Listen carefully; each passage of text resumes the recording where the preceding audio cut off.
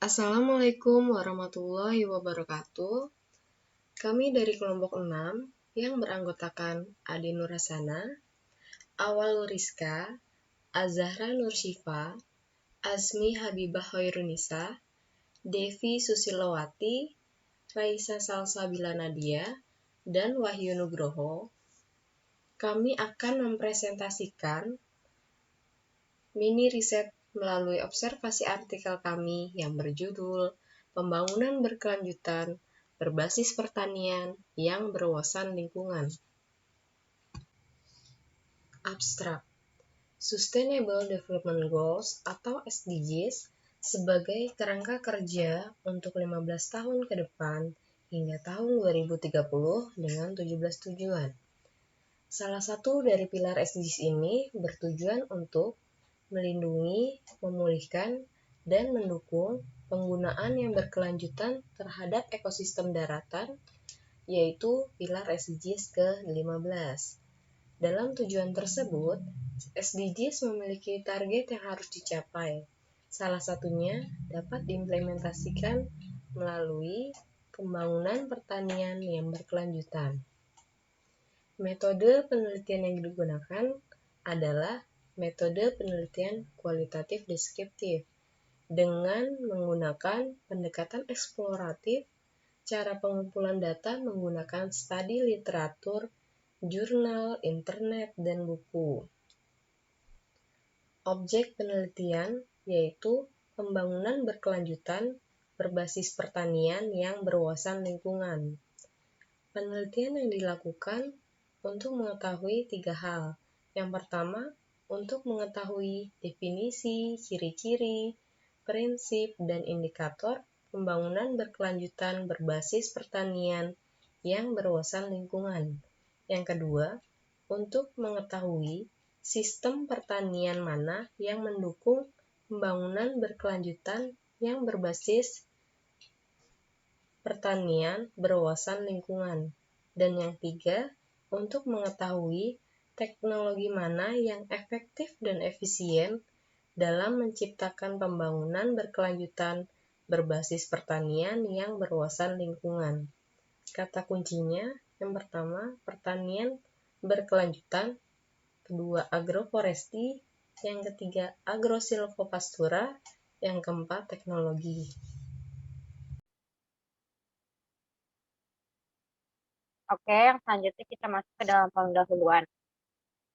Pembangunan berkelanjutan merupakan usaha untuk memenuhi kebutuhan sekarang tanpa mengurangi kemampuan generasi yang akan datang dalam pemenuhan kebutuhannya. Nah, dalam melakukan pembangunan ini, pada prosesnya perlu memperhatikan hal-hal yang mendukungnya nanti gitu. Untuk apa akhirnya nanti bisa meminimalisir dampak buruk yang akan terjadi gitu. Lalu dalam melakukan pembangunan ini ada 3 pilar gitu ya. Yang saat ini kita bahas itu adalah khususnya salah satu pilarnya yaitu pilar lingkungan kayak gitu ya. Di mana kelestarian lingkungan ini adalah salah satu pilar yang penting gitu yang harus diperhatikan dan termasuk dalam satu pilar pembangunan ini kayak gitu. Lalu selanjutnya itu karena pembangunan ini itu erat sekali gitu ya dengan lingkungan, maka perlu memperhatikan konsep pelestarian lingkungan untuk kedepannya nanti gitu ya. Jangan sampai pembangunan kita lakukan tapi akhirnya akhirnya lingkungannya terabaikan kayak gitu. Nah, pembangunan berkelanjutan berbasis lingkungan ini dalam kegiatannya mampu mempertahankan integritas antar ekosistem, selanjutnya untuk memelihara daya dukung lingkungan dan juga daya konservasi sumber daya alam yang ada gitu. Nah, suatu kegiatan pembangunan ini termasuk di dalamnya pertanian dan juga agribisnis gitu ya, dinyatakan berkelanjutan jika kegiatan tersebut secara ekonomis, ekologis, dan juga sosial itu bersifat berkelanjutan. Kayak gitu. Lalu dalam dimensi lingkungan alamnya, ditandai dengan apa ya, dalam dimensi lingkungan alam gitu ya, pembangunan pembangunan pertanian ini menekankan pada kebutuhan yang akan kestabilan ekosistem gitu. Jadi adanya stabilitas ekosistem yang mencakup sistem kehidupan biologis dan juga materi alam kayak gitu. Nah, pembangunan berkelanjutan yang baik itu salah satunya gitu ya ditandai dengan dalam pengelolaannya ini tetap menjaga keseimbangan alam sekitar dengan menggunakan komponen yang ramah lingkungan tentunya untuk akhirnya keberlangsungan pelestarian lingkungan itu tetap terjadi, tetap terjaga. Selanjutnya ada konsep pertanian yang berkelanjutan ini juga berorientasi pada 3 dimensi yang berkelanjutan. Antaranya yaitu keberlanjutan usaha ekonomi, keberlanjutan kehidupan sosial, dan juga keberlanjutan ekologi alam. Jadi pada intinya pembangunan berkelanjutan ini tidak hanya melihat sesuatu itu apa ya, jadi sesuatu pembangunan gitu ya, tapi ada 3 pilar yang harus juga atau ada 3 pandangan yang harus juga kita uh, perhatikan kayak gitu ya. Terkhusus pada pembahasan ini yaitu kita membahas tentang lingkungan seperti itu dan juga uh, lingkungan yang berbasis apa pertanian yang berbasis lingkungan. Next,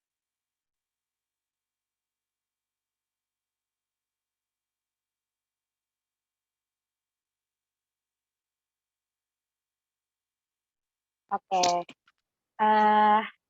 Pertanian berkelanjutan ini sebelumnya kita udah tahu gitu ya. Ada SDGs gitu ya. SDGs di mana SDGs ini merupakan suatu program bukan hanya menjadi program nasional, tapi SDGs ini program internasional gitu ya antara negara-negara yang lain juga kayak gitu. SDGs ini didefinisikan sebagai kerangka kerja untuk 15 tahun ke depan pada hingga tahun 2030 gitu. SDGs ini berisi tujuan yang disepakati oleh berbagai atau oleh seluruh bangsa, di mana di dalamnya itu terdapat 17 tujuan untuk kehidupan yang tentunya lebih baik gitu ya dalam lingkungan dalam lingkup global maupun dalam lingkup lokal. Nah, yang akan kita bahas di sini salah satu dari pilar SDGs ini yaitu bertujuan untuk melindungi, dan juga mendukung penggunaan yang berkelanjutan terhadap ekosistem daratan. Nah, di sini itu ada pilar nomor 15 yang menjaga ekosistem darat seperti itu. Nah, dalam tujuannya ini SDGs memiliki target yang harus dicapai khususnya untuk menjaga dan melindungi ekosistem darat yang salah satunya itu dapat diimplementasikan melalui pembangunan pertanian yang berkelanjutan. Gitu. Nah, pertanian yang baik itu seperti apa sih gitu ya? Nah, pertanian yang baik itu adalah salah satunya gitu ya bisa ditandai dengan berpengaruh terhadap keseimbangan lingkungan gitu.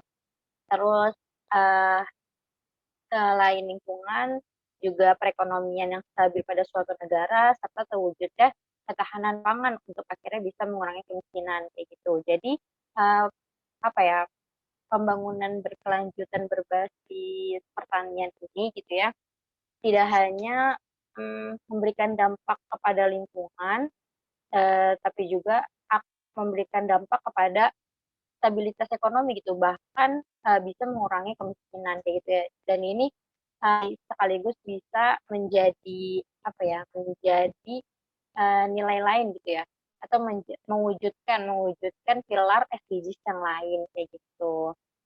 Oke, nah karena perlu sekali gitu ya untuk akhirnya kita mewujudkan pembangunan berkelanjutan ini karena di kenyataan ini gitu ya sudah banyak beberapa permasalahan pertanian yang memang apa ya khususnya berdampak kepada lingkungan gitu itu terdapat beberapa permasalahan gitu ya. Di antaranya itu yaitu banyak maraknya penggunaan pestisida gitu di mana penggunaan pestisida ini secara tidak langsung gitu ya secara berkelanjutan gitu, ini bisa menyebabkan kerusakan pada lingkungan gitu ya, dan juga akhirnya bisa menyebabkan pencemaran lingkungan dan juga pencemaran tanah. Hingga akhirnya bisa berdampak pada pencemaran air juga, bahkan juga udara kayak gitu. Nah, ini tentu akan mengganggu keseimbangan lingkungan karena ujungnya gitu ya dapat makan gitu ya spesies yang ada gitu. Selain itu, bahaya yang lain juga bisa terjadi pada kesehatan manusia. Tak hanya itu, ada satu permasalahan lain juga, yaitu adalah alih fungsi lahan gitu ya, dari persawahan menjadi perkebunan. Akhirnya organisme yang ada di lingkungan sawah itu bisa rusak. Nah, dari sini eh, apa ya, bukan hanya lingkungan yang dirugikan, tapi ketahanan pangan dan juga keseimbangan ekosistem itu bisa terjadi gitu ya. Jadi rusak kayak gitu. Eh, oleh karena itu diperlukannya pertanian berbasis pembangunan berkelanjutan berbasis pertanian gitu ya. Nah, kita ini ada beberapa cara untuk akhirnya eh, terwujudnya pembangunan pertanian berkelanjutan ini gitu ya. Beberapa caranya di antara lain itu yang pertama adalah penerapan sistem pertanian berbasis lingkungan melalui pas- agrosilvopastura dan juga agroforestry. Nah, sedikit gitu ya, karena nanti akan lebih jelasnya dijelaskan pada pembahasan. Agrosilvopastura ini merupakan bentuk sistem pertanian yang terpadu kayak gitu. Sedangkan agroforestry ini merupakan salah satu sistem pengelolaan lahan yang berfungsi produktif dan juga protektif untuk mempertahankan keanekaragaman hayati. Dengan penerapan dua metode ini gitu ya pada pertanian diharapkan bisa membantu untuk pertanian yang lebih baik lagi gitu.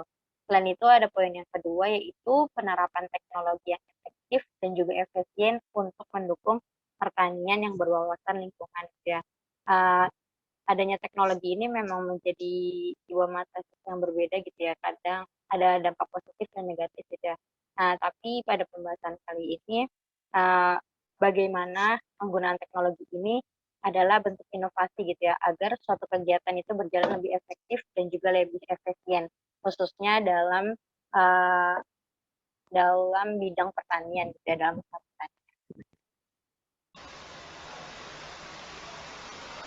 Kajian Pustaka. Pengertian pertanian berkelanjutan yang berwawasan lingkungan sesuai SDGs Poin 15. Suatu bangsa bisa dikatakan sebagai bangsa yang maju apabila segala kebutuhan primer rakyatnya terpenuhi. Salah satunya kebutuhan pangan. Salah satu model pertanian berkelanjutan ialah agroforestry. Sistem agroforestry terbentuk atas 3 komponen pokok yaitu perhutanan, pertanian, peternakan. Agroforestry erat kaitannya dengan tujuan SDGs ke-15, yaitu melindungi, memulihkan, dan mendorong pemanfaatan berkelanjutan ekosistem daratan, mengelola hutan secara berkelanjutan, menanggulangi penggurunan, dan menghambat serta membalikan lahan terdegradasi dan menghambat kerusakan keanekaragaman hayati. Prinsip sistem pertanian berkelanjutan. Pertanian berkelanjutan mempunyai beberapa prinsip, yaitu 1. Menggunakan sistem input luar yang efektif, produktif, murah, dan membuang metode produksi yang menggunakan sistem input dari industri. 2. Memahami dan menghargai kearifan lokal serta lebih banyak melibatkan peran petani dalam pengelolaan sumber daya alam dan pertanian. 3. Melaksanakan konservasi sumber daya alam yang digunakan dalam sistem produksi.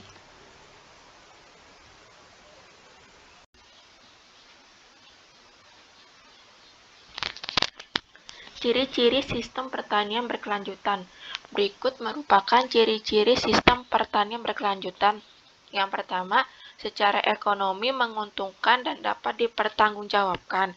petani mampu menghasilkan keuntungan dalam tingkat produksi yang cukup dan stabil pada tingkat resiko yang bisa ditolerir dan atau diterima. Yang kedua, berwawasan ekologis. Kualitas agroekosistem dipelihara atau ditingkatkan dengan menjaga keseimbangan ekologi serta konservasi keanekaragaman hayati. Sistem pertanian yang berwawasan ekologi adalah sistem yang sehat dan mempunyai ketahanan yang tinggi terhadap tekanan dan gangguan. Yang ketiga, berkeadilan sosial.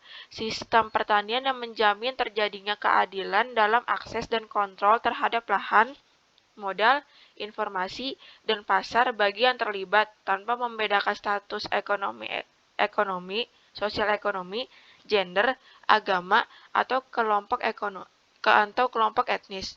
Yang keempat, manusiawi dan menghargai budaya lokal. Menghormati eksistensi dan memperlakukan dengan bijak semua jenis makhluk yang ada. Dalam pengembangan pertanian, tidak melepas diri dari konteks budaya lokal dan menghargai tatanan nilai, spirit, dan pengetahuan lokal. Yang kelima, mampu beradaptasi. Mampu menyesuaikan diri terhadap kondisi yang selalu berubah seperti pertumbuhan populasi, tantangan kebijaksanaan yang baru, dan perubahan konstelasi pasar. Berdasarkan lembaga konsultasi pertanian internasional, pertanian berkelanjutan adalah pengelolaan sumber daya yang berhasil untuk usaha pertanian guna membantu kebutuhan manusia yang berubah, sekaligus mempertahankan atau meningkatkan kualitas lingkungan dan melestarikan sumber daya alam. Sifat sistem pertanian berkelanjutan. Berikut merupakan sifat sistem pertanian berkelanjutan. Pertama, mempertahankan fungsi ekologis, artinya tidak merusak ekologi pertanian itu sendiri. Yang kedua, berlanjut secara ekonomis, artinya mampu memberikan nilai yang layak bagi pelaksana pertanian itu dan tidak ada pihak yang dieksploitasi. Yang ketiga, adil, berarti setiap pelaku pelaksana pertanian mendapatkan hak-haknya tanpa dibatasi dan dibelenggu dan tidak melanggar hal yang lain. Yang keempat, manusiawi, artinya menjunjung tinggi nilai-nilai kemanusiaan di mana harkat dan martabat manusia dijunjung tinggi termasuk budaya yang telah ada. Dan yang kelima, luwes yang berarti mampu menyesuaikan dengan situasi dan kondisi saat ini. Dengan demikian, pertanian berkelanjutan tidak statis tetapi dinamis, bisa mengakomodir keinginan konsumen maupun produsen.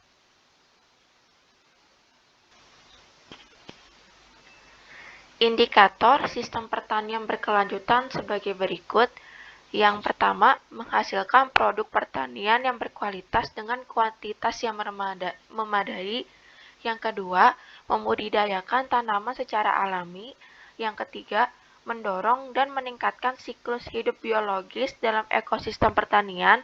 Yang keempat, memelihara dan meningkatkan kesuburan tanah jangka panjang. Yang kelima, menghindarkan seluruh bentuk cemaran yang diakibatkan penerapan teknik pertanian.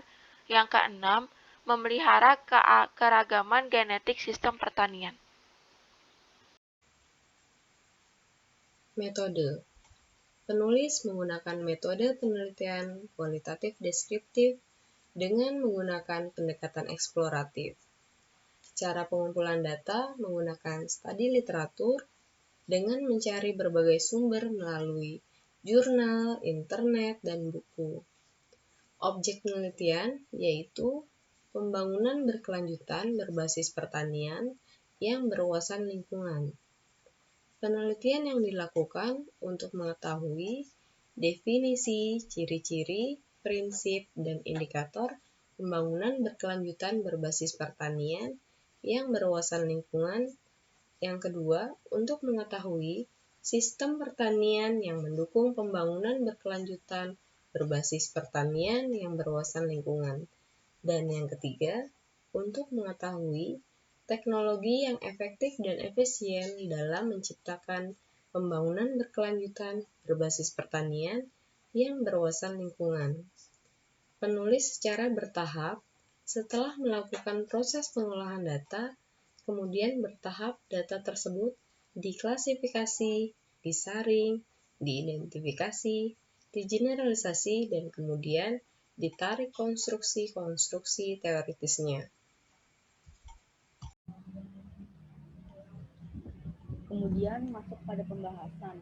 Pada pembahasan pertama yaitu sistem pertanian yang mendukung pembangunan berkelanjutan berbasis pertanian yang berwawasan lingkungan.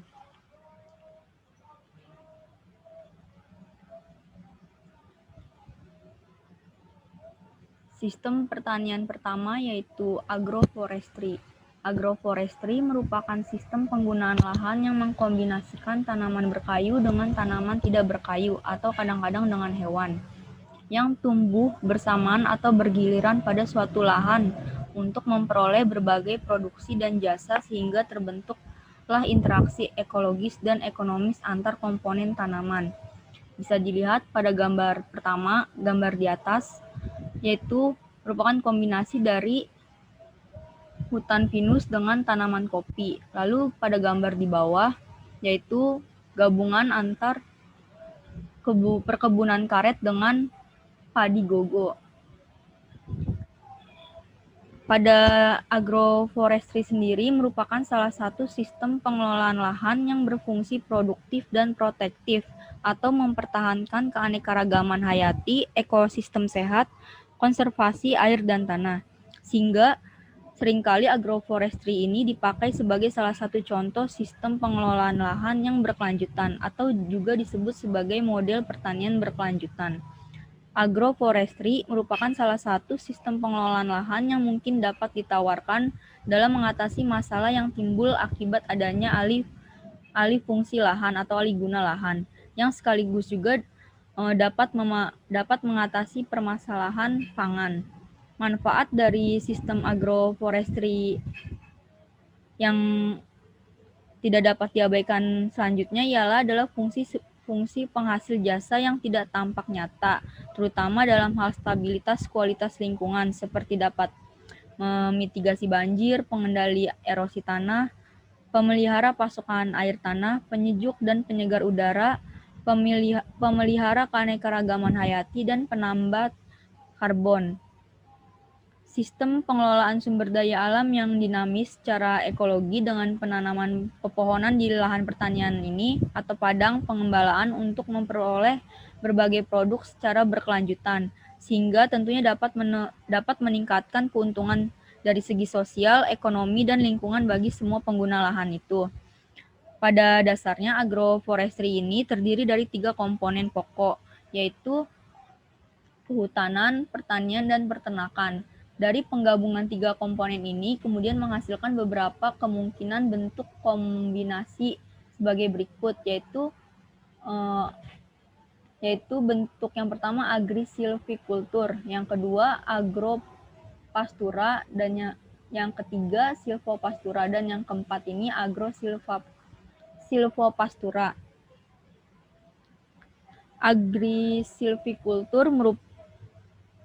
Agrisilvicultur merupakan yaitu kombinasi antara komponen atau kegiatan kehutanan seperti pepohonan, perdu, palem, dan bambu, dan lain sebagainya dengan komponen pertanian. Lalu pada agropastura yaitu merupakan kombinasi antara komponen atau kegiatan pertanian dengan komponen peternakan. Lalu bentuk silvopastura yaitu merupakan kombinasi antara komponen atau kegiatan kehutanan dengan peternakan. Dan yang keempat, yaitu agrosilvopastura merupakan kombinasi antara komponen atau kegiatan pertanian dengan kehutanan dan peternakan atau hewan. Pada bentuk agrosilvopastura ini merupakan tipe dari agroforestry yang pada saat ini sering digunakan.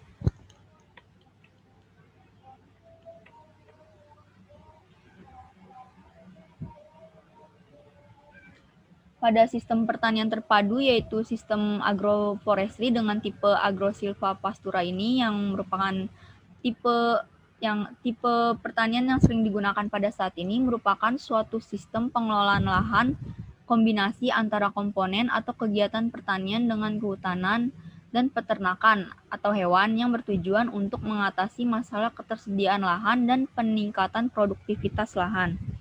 Pada sistem ini, silvopastura yaitu merupakan sistem pengelolaan lahan yang memiliki 3 fungsi produksi sekaligus, antara lain sebagai penghasil kayu, penyedia tanaman pangan, dan juga sebagai padang pengembalaan untuk memelihara hewan ternak. Ketiga fungsi ini bisa maksimal jika lahan yang dikelola tentunya memiliki luasan yang cukup. Namun bila lahannya terlalu sempit, maka tentunya akan timbul kompetisi negatif antar komponen penyusun yang ada di dalamnya. Pengkombinasian dalam agrosilvopastura ini dilakukan secara terencana untuk mengoptimalkan fungsi produksi dan jasa, khususnya ini dalam komponen berkayu atau kehutanan, kepada manusia atau masyarakatnya.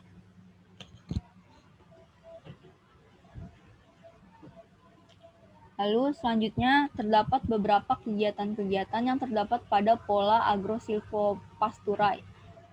Yang pertama yaitu kegiatan pertama yaitu kegiatan pengembalaan ternak. Kegiatan kedua yaitu tanaman pakan ternak. Ketiga, kegiatan tanaman hutan, dan keempat, tanaman pangan. Pada kegiatan pengembalaan ternak, yaitu bentuk agrosilvopastura tersebut dapat diterapkan dalam kawasan hutan yang penduduk di sekitarnya ini mengembangkan usaha peternakan namun tidak memiliki tempat pengembalaan, sehingga lahan di tempat ini, di hutan ini dapat ditanami rumput yang dapat dimanfaatkan sebagai pakan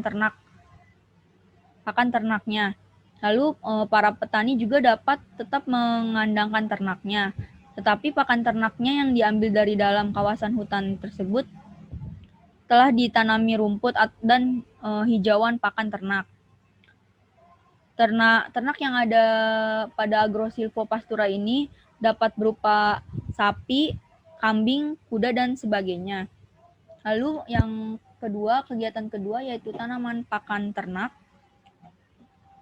Pakan ternak ini mengacu pada bagian hijau dari pohon seperti daun atau kadang-kadang bunga dan polong. Adapun kriteria dari pemilihan jenis pakan ini, yang pertama edible untuk ternak dan tentunya harus kaya akan protein karena untuk makan para ternaknya. Dan yang kedua adalah mudah untuk dikelola. Ketiga adalah toleran akan kekeringan. Yang keempat, toleransi jika diinjak-injak jika pakan ini berupa rumput. Lalu yang terakhir yaitu tanaman pakan menyemak seperti rumput raja atau lam toro. Lalu selanjutnya yaitu kegiatan tanaman hutan. Yang ketiga, tanaman hutan ini yang ditanam dalam lahan agrosilvopastura antara lain seperti pohon leguminosa, turi, angsana, atau mahoni. Dan pada kegiatan tanaman pangan pada lahan agrosilvopastural sendiri terdiri dari tanaman semusim yang tahan terhadap kekeringan. Itulah sebabnya pada kriteria pakan pada lahan agrosilvopastura ini harus toleran terhadap kekeringan karena lahan agrosilvopastural sendiri ini terletak pada lahan marginal atau lahan-lahan yang kering. Lalu kemudian tanaman yang dapat dibudidayakan pada tanaman pangan ini dapat berupa padi gogo, palawija, dan penyubur tanah, contohnya seperti orok-orok. Lalu selanjutnya yaitu manfaat dari penerapan pola agrosilvopastura ini. Manfaat pola agrosilvopastura ini secara teknis yaitu pemilihan komponen usaha tani yang beragam menjamin kompetisi yang saling menguntungkan. Artinya, jika misalnya tanaman pepohonan dan tanaman pangan mensuplai pakan bagi ternak, dan kemudian ternak ini menyediakan pupuk bagi tanaman. dari kotoran ternak itu sendiri yang dijadikan sebagai pupuk. Tentunya hal ini sangat menguntungkan.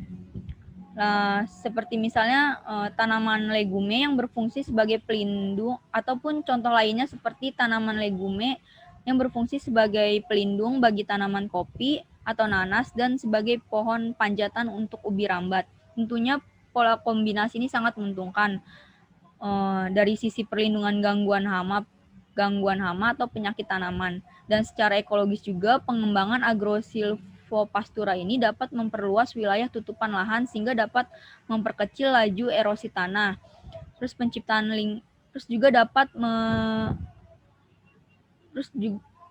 Lalu dapat melakukan penciptaan lingkungan yang agroklimat atau iklim mikro yang lebih memungkinkan untuk introduksi komoditas baru yang bernilai ekonomi tinggi, di samping dari keanekaragaman hayati tersebut.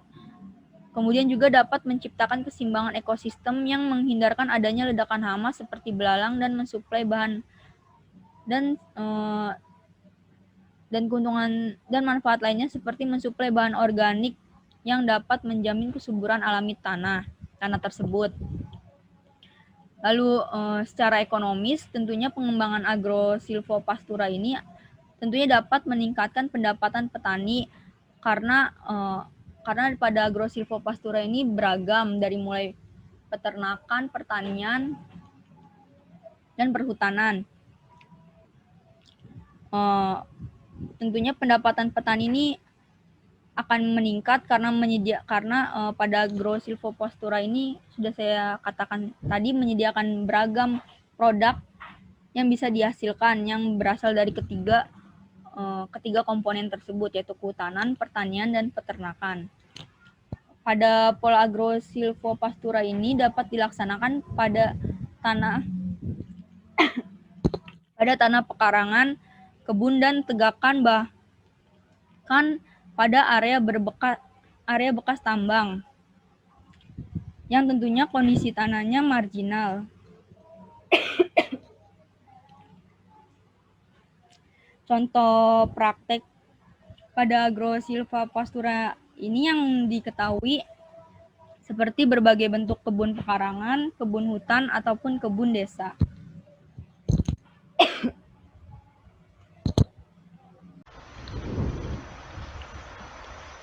Pembahasan yang kedua, penerapan teknologi yang efektif dan efisien dalam menciptakan pembangunan berkelanjutan berbasis pertanian yang berwawasan lingkungan.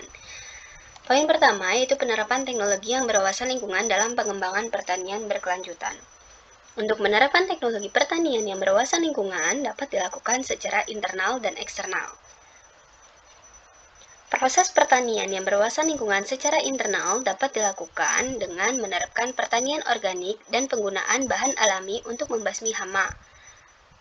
Pertanian organik merupakan teknik pertanian ramah lingkungan yang menggunakan bahan-bahan alami selama proses pelaksanaannya.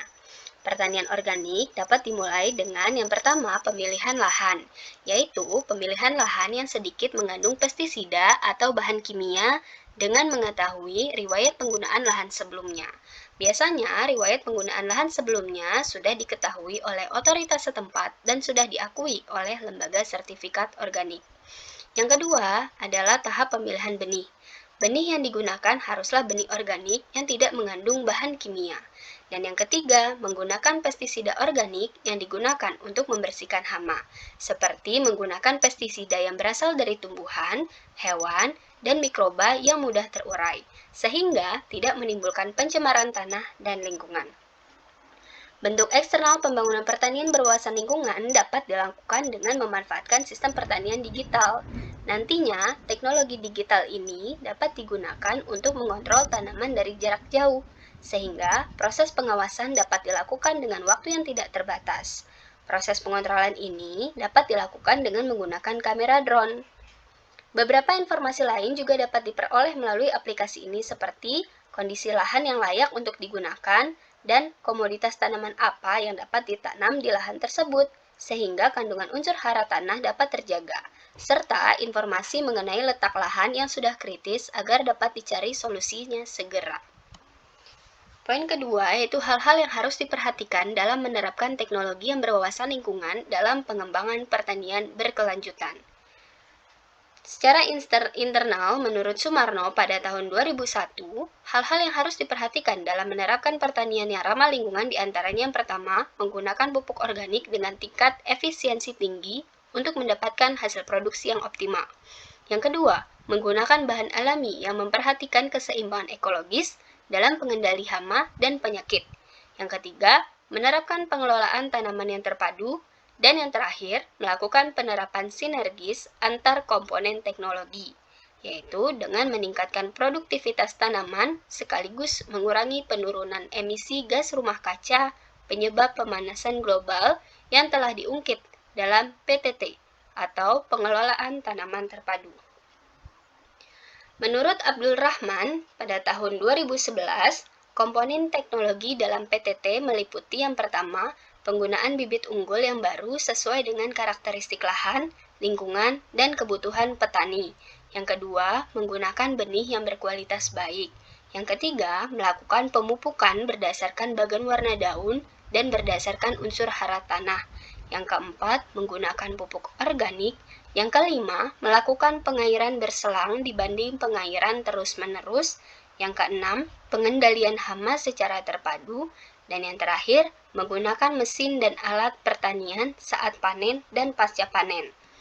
Secara internal, untuk menerapkan sistem pertanian digital ini, beberapa hal yang perlu dilakukan adalah yang pertama, perlu melakukan penyuluhan kepada masyarakat terkait penerapan sistem pertanian digital dan manfaatnya. Yang kedua, perlu melakukan pendampingan kepada masyarakat dalam melakukan praktik uji coba pemanfaatan teknologi dalam proses produksi pertanian. Dan yang terakhir, melakukan evaluasi secara menyeluruh terhadap capaian keberhasilan kegiatan dengan tujuan untuk mengetahui apakah teknologi ini dapat diterapkan atau tidak.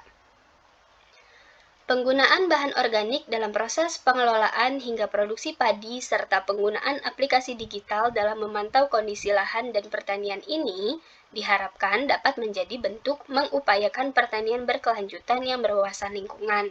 Karena dengan menggunakan bahan-bahan alami pada teknik pertanian dapat meminimalisir penurunan kualitas lingkungan, mengurangi penggunaan bahan sintetis dan kimia pada tanah dan air, serta terpeliharanya keanekaragaman hayati. Berikutnya, saya akan menyampaikan penutup dari presentasi kelompok kami. Kesimpulan yang dapat diambil adalah suatu bangsa dapat dikatakan maju apabila segala kebutuhan primer rakyatnya dapat terpenuhi, seperti salah satunya adalah kebutuhan pangan. Pembangunan berkelanjutan berpijak pada keberlanjutan ekonomi, ekologi, dan sosial. Keberlanjutan secara ekologis berarti bahwa kegiatan tersebut mampu mempertahankan integritas ekosistem, memelihara daya dukung lingkungan, dan konservasi sumber daya alam termasuk keanekaragaman hayati. Beberapa faktor yang mempengaruhi keberhasilan pertanian berkelanjutan antara lain seperti faktor sosial, ekonomi, dan kelembagaan. Pengelolaan sumber daya alam yang berhasil untuk usaha pertanian guna membantu kebutuhan manusia yang berubah, sekaligus untuk mempertahankan atau meningkatkan kualitas lingkungan dan melestarikan sumber daya alam. Terima kasih.